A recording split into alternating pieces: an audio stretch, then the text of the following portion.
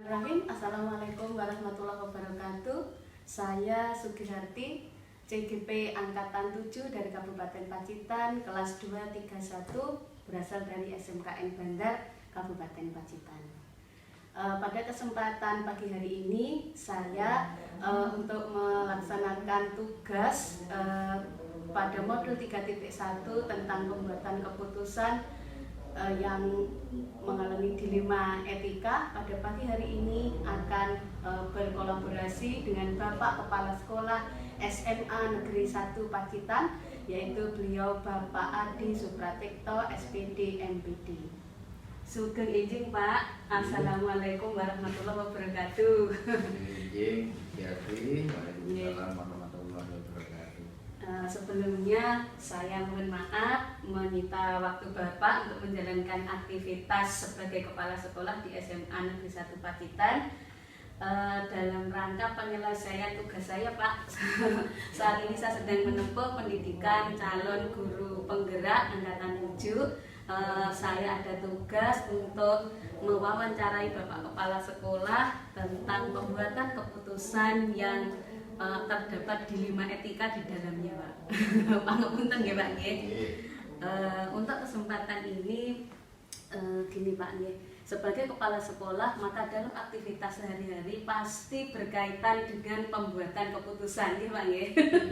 Dan kadang dalam pembuatan keputusan itu ada hal-hal yang seringkali membuat kita galau, membuat kita harus bagaimana dengan hal ini ya Pak. Nah untuk itu saya ingin bertanya sedikit Pak, bagaimana Bapak dalam mengidentifikasi kasus-kasus dilema etika yang berkaitan dengan keputusan yang nantinya mau Bapak ambil di sekolah SMA Negeri 1 Pacitan ini Pak. Oke, terima kasih. Memang benar ini sebuah tanggung jawab kepala sekolah atau pimpinan lembaga manapun, seperti yang saya alami ketika menghadapi satu kasus yang terkategori dilema etika. Ini ya tentu saja saya harus mengidentifikasi, kemudian dalam identifikasi ini yang akhirnya untuk mengambil sebuah keputusan harus menggunakan sebuah pertimbangan, terutama adalah skala prioritas yang berdasarkan pada urgensi dari permasalahan yang bersama-sama muncul itu. Kemudian yang kedua, pertimbangan yang mana yang menyangkut kepentingan orang banyak dan berpotensi berdampak besar serta yang memiliki pengaruh atau kelanjutan dalam jangka panjang, itu yang harus diprioritaskan. Oh, okay. Jadi dalam membuat suatu keputusan yang di dalamnya ada dilema etika, Bapak lebih mempertimbangkan pengidentifikasian kasus gimana? Yeah. Kemudian melakukan prioritas skala yang lebih berdampak bagi orang banyak, yang lebih berdampak pada institusi sekolah kita, dan juga pengaruhnya jangka pendek dan jangka panjang, kan gimana? Kemudian bagaimana Bapak menjalankan pengambilan keputusan di sekolah ini, terutama untuk kasus-kasus yang dua kepentingan yang sama besarnya tetapi bertolak belakang Pak. Bagaimana Pak itu berkaitan dengan kebajikan universal yang harus lebih diutamakan ada di dalamnya Pak? Ya sama, merupakan kelanjutan dari yang pertama tadi. Kita menyaring dalam skala prioritas ini sudah pasti ya, sudah pasti dari permasalahan yang sama-sama penting itu pasti ada yang lebih penting, permasalahan yang sama-sama baik itu pasti ada yang paling baik. kemudian mana yang memberikan dampak besar, kemudian juga jangka panjang sama. Kemudian apabila memang ini merupakan hal yang menyangkut kepentingan besar, kita juga, kepala sekolah juga tidak menutup diri untuk sharing ya, sharing dalam pengambilan keputusan itu dengan pembantu kepala sekolah terlebih dahulu. Ya paling tidak menampung aspirasi meskipun keputusan tetap berada di kepala sekolah, akan tetapi menyerap informasi, mengumpulkan pendapat, kemudian kita konklusikan ini sesuatu yang perlu diambil juga oleh kepala sekolah. Jadi dalam membuat keputusan yang dampaknya melibatkan banyak orang, kemudian berpengaruh pada jangka pendek dan jangka panjang, maka Bapak akan banyak melibatkan juga informasi atau data-data dari masukan dari teman-teman yang sebagai pembantu Bapak dalam hal ini wakasek atau pihak-pihak yang memang menangani hal tersebut nanti Pak sebagai pertimbangan Pak. Lajengan Pak, proseduripun ingkang Bapak terapkan, jadi untuk membuat keputusan itu prosedur yang Pak Adi lakukan bagaimana Pak? Alhamdulillah secara otomatis ini mungkin tidak ada di dalam teori dan tidak saya teorikan, tapi berkat pengalaman ini ya, mulai dari inventarisasi terlebih dahulu,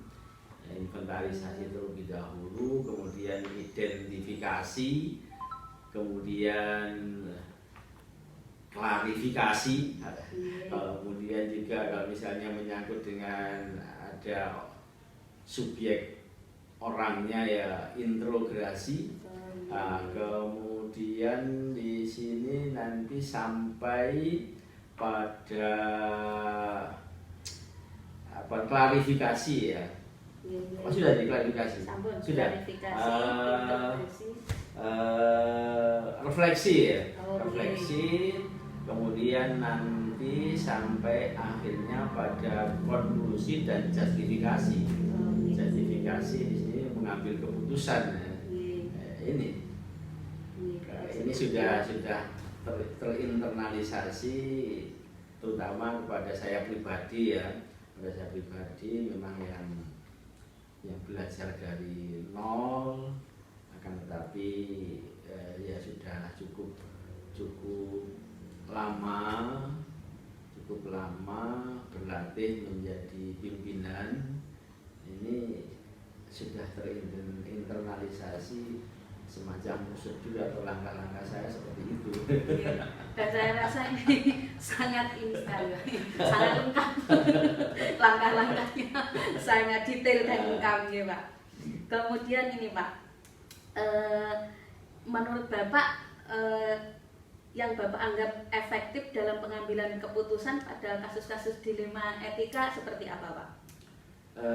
Tetap ya, yang paling efektif pengambilan keputusan ini berdasarkan pengalaman yang sudah kami lakukan. Akhirnya kami mempunyai dasar, mempunyai standar. Jadi ketika masalah itu muncul, sumber masalahnya itu apa, siapa, kemudian kalau misalnya siapa ini, track record dari siapa ini bagaimana, kalau misalnya permasalahannya itu berupa apa, ini dalam dekade tertentu, dekade sebelumnya permasalahan ini sering muncul, frekuensi munculnya itu bagaimana, apakah ini permasalahan yang selalu muncul setiap periode, setiap waktu, ataukah ini sesuatu gejala yang baru. Kemudian dikombinasikan dengan tren yang ada ya. dengan tren yang ada sedang populer itu apa, hingga kita mengambil keputusannya dengan mempertimbangkan itu ada histori, kemudian ada peristiwa, kemudian ada sesuatu yang tren untuk landasan penyelesaian juga. Iya. Kalau terkait dengan tantangan Pak, selama Pak Adi, kan Pak Adi sudah lama jadi kepala sekolah gitu lagi, sudah malang melintang di kepala sekolah jenjang SMA, sudah dari mana saja ya Pak? SMA 2, SMA Ngadirejo. Kalau tempat mengajar mulai dari SMA swasta dulu, SMA PGRI, kemudian SMA 2, SMA Punung, ya. Kemudian kemudian ketika menjadi kepala sekolah berangkat dari SMA Punung ke SMA Nawangan, SMA Ngadirejo ke SMA 1. Pernah PLT juga di SMA 2, jadi kepala SMA 2. Secara pengalaman membuat keputusan udah luar biasa. Iya. Apa tadi? Fokus pertanyaan tantangan. Tantangannya gitu Pak dalam membuat keputusan gitu. Tantangannya ini tetap ya. Tantangannya kalau sudah D5 etika ini tetap, karena tidak semua permasalahan itu merupakan D5 etika. Yang D5 etika ini selalu menyangkut rata-rata pada personalia,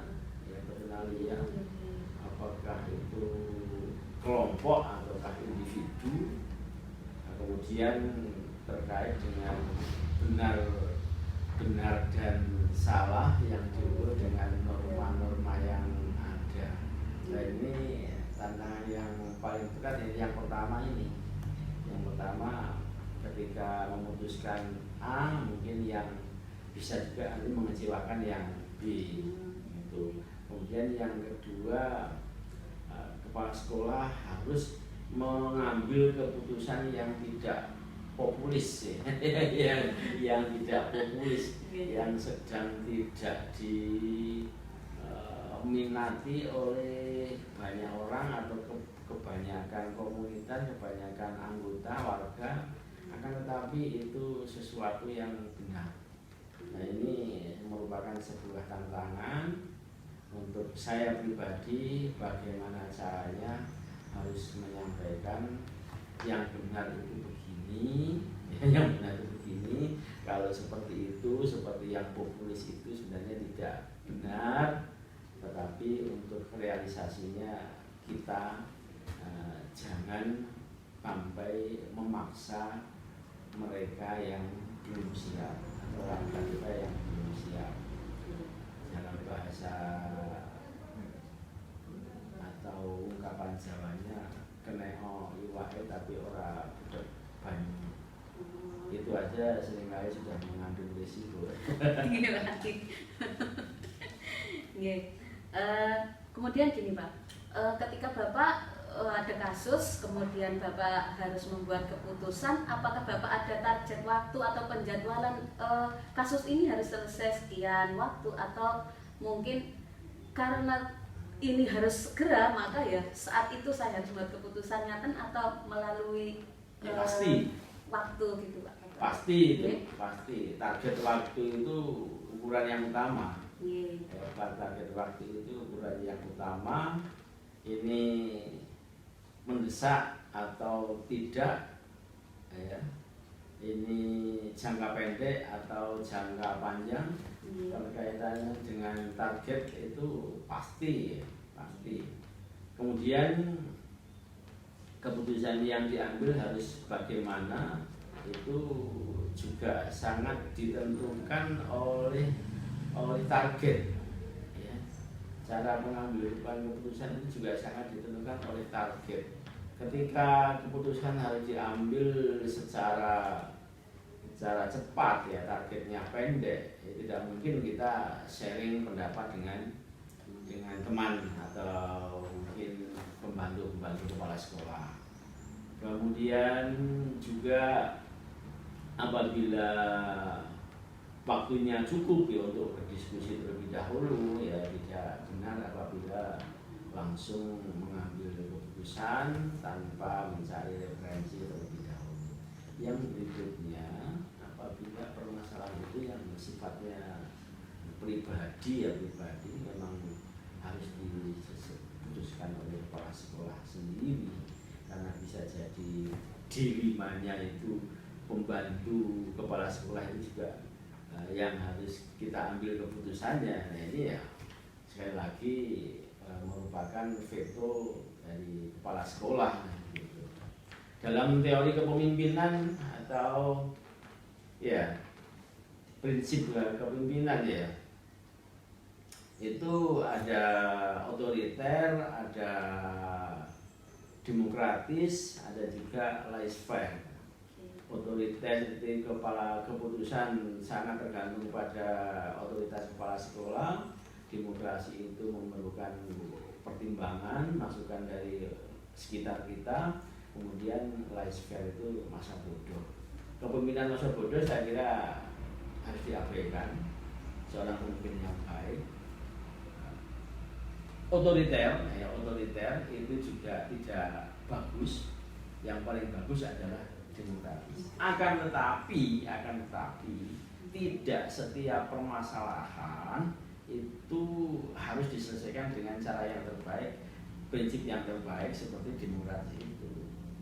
Pada saat tertentu mungkin otoriter lah, ya, otoriter yang harus dipakai. Tapi dalam situasi tertentu juga harus demokratis yang dipakai. Jadi prosedur dalam membuat keputusan kita bisa pakai otoriter ketika kasus itu menuntut kita harus melakukan sikap keputusan yang memaksa kita harus otoriter itu.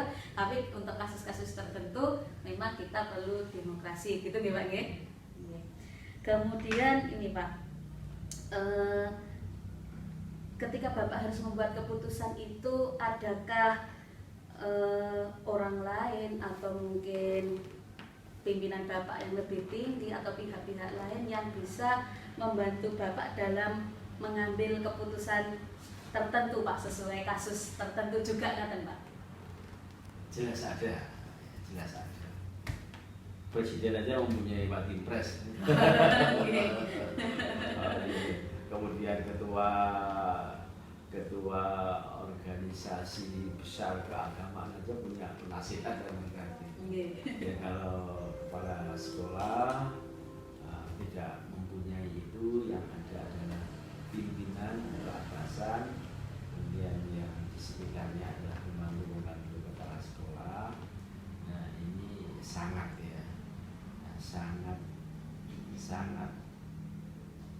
perlu, sangat dibutuhkan. Atau pengalaman saya tentu saja ada yang bisa membantu untuk penyelesaian masalah ini, meskipun otoritas kepala sekolah ya utamanya adalah wakil kepala sekolah sesuai dengan bidangnya, dan mereka juga dalam konsep kepala sekolah itu terklasifikasi. Ini yang menurut kepala sekolah paling dewasa dalam hal ini kurang, tapi menguasai hal ini, seperti itu. Kemudian juga yang lain apakah mungkin kasus tata usaha, ada kalau misalnya terkait dengan keuangan ya mungkin bendahara, ada jadi kepala sekolah meskipun satu pimpinan yang mempunyai otoritas, tetapi tetap memerlukan, dan saya merasa diuntungkan, dibantu oleh rekan-rekan kerja yang seperti itu.